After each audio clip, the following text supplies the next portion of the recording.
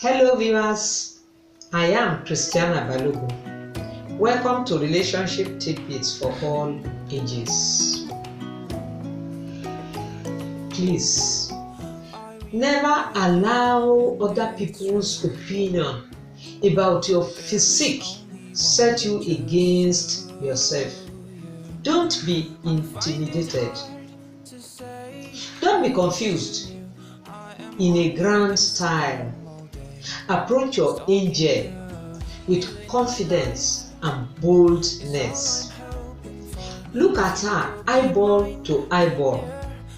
Say exactly what you mean with intent and sincerity. You are fearfully and wonderfully made in the image of God.